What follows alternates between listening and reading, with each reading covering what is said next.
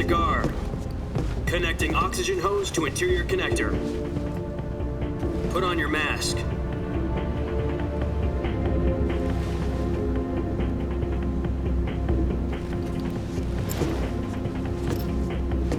Does this panty waste know what he's doing? Approaching release point. 10 minutes to drop off. Hey, are you deaf? He said put out the cigar and put on your mask.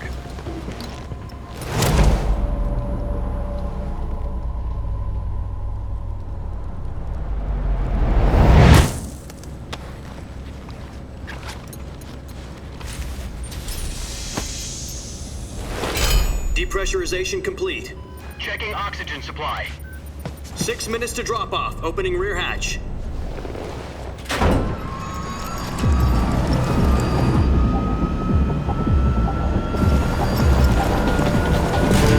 Sunrise.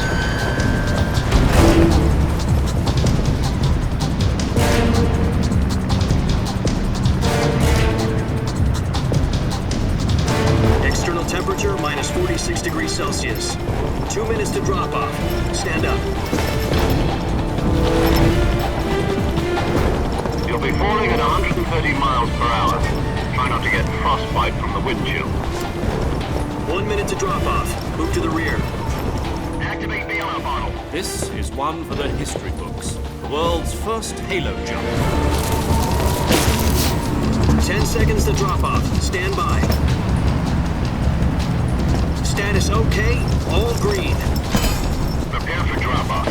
Countdown. 5, 4, 3, 2, 1. Spread your wings And fly. God be with you.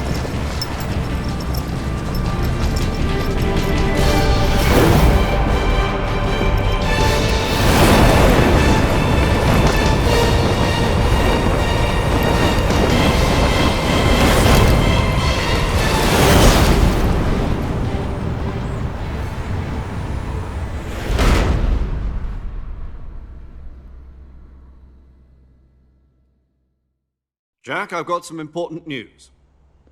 The head of the CIA has finally given us the green light for the Virtuous mission. Virtual mission? No, the Virtuous mission. The future of our Fox unit depends on it. If it succeeds, we'll be officially organized into a unit. Virtuous mission? Sounds like some kind of initiation ritual. You know, don't get cocky. This isn't a training op.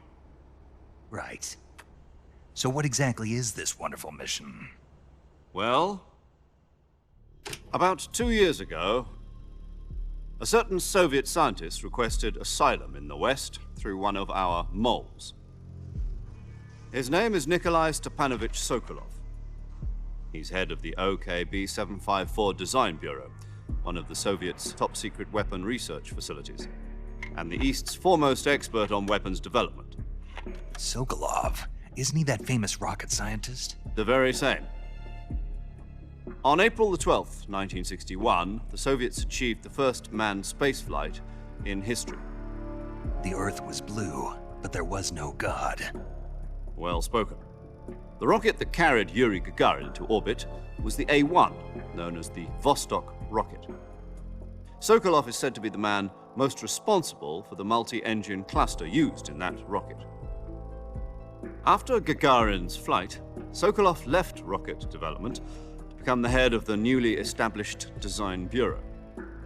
From a lowly technician to head of a design bureau, that's quite a success story, so why do you want to defect? It seems he'd become afraid of his own creations. Afraid? Call it a crisis of conscience.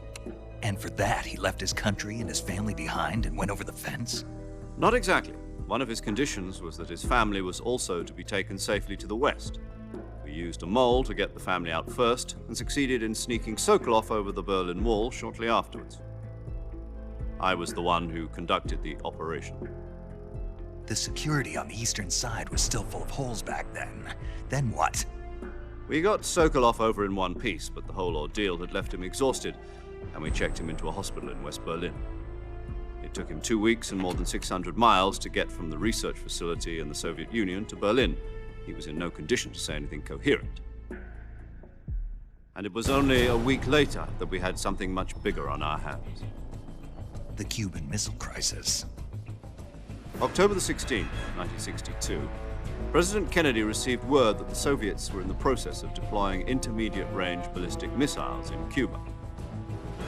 The President demanded that the Soviets dismantle and remove the missiles. At the same time, he announced a naval blockade to prevent further missile shipments from reaching Cuba.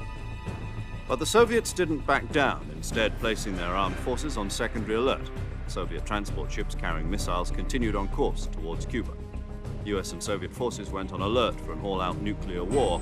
Frantic negotiations were conducted through the UN's Emergency Security Council and unofficial channels to end the hair-trigger standoff.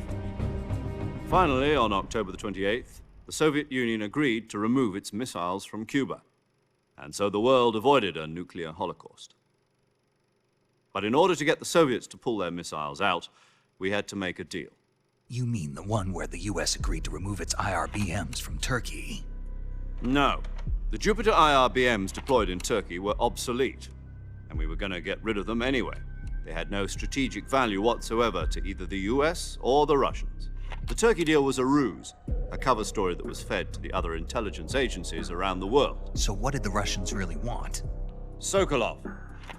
They wanted us to return Sokolov.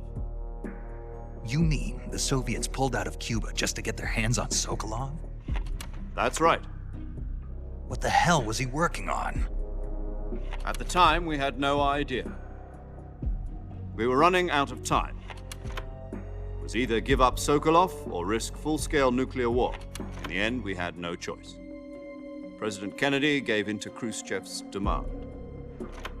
The next day, I got Sokolov out of the hospital, handing him over to agents on the eastern side. Sokolov kept on screaming, "Save me," until he disappeared from my sight. Then, a month ago, we received some new information from one of our moles. About Sokolov? Yes. He was taken back to the research facility and forced to continue working on the weapon in question under KGB supervision. What's more, it's on the verge of completion. So what kind of weapon is it? Something to do with space rockets? No, missiles. Same technology. I guess you're right. We don't know the details, but it appears to be a new kind of nuclear device. For half a year now, the Soviets have been conducting frequent nuclear tests at Semipalatinsk. Something to do with the weapon, I assume. We're talking about a secret weapon so big that Khrushchev was ready to pull out of Cuba to get it back. Is Sokolov still in the facility? No. According to our intelligence, he's in Selinoyarsk, a place in the mountains about 3 miles to the west that's known as the Virgin Cliffs. The Virgin Cliffs. Nice name for a virtuous mission. They moved him there just recently. Why?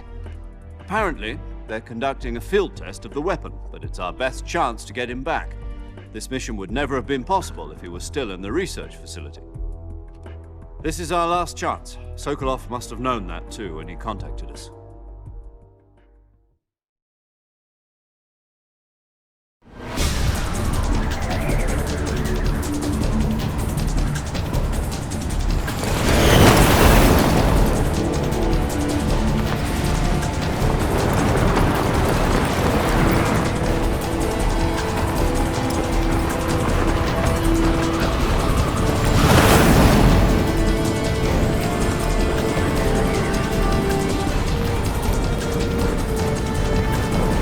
Listen up, Jack.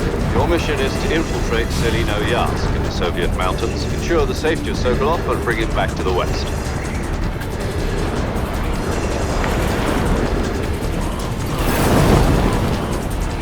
If we don't get Sokolov back before that weapon is complete, we'll be facing a major crisis. The clock is ticking.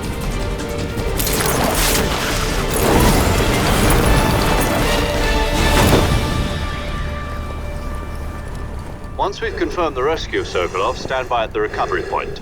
A recovery balloon will be dropped at that point. Helium will be pumped into the balloon to inflate it. The process takes about 20 minutes. Once it's complete, the gunship's arm will latch onto the balloon and pull it up. The Fulton surface-to-air recovery system. I'm familiar with the theory. Take it easy. It's been combat-proven. Do you think Sokolov is up to it? The shock will be less than during a parachute jump, and the arm can handle up to 500 pounds. So you're planning on going over the border in a single combat Talon? She's equipped with two 6-barrel 20mm Vulcan cannons, as well as two 40mm machine guns. Sounds like she could hold her own against a battalion of tanks. Even with the fuel in the reserve tank, we're facing a 4-hour time limit. If all goes well, it shouldn't take more than a few hours. Home in time for dinner.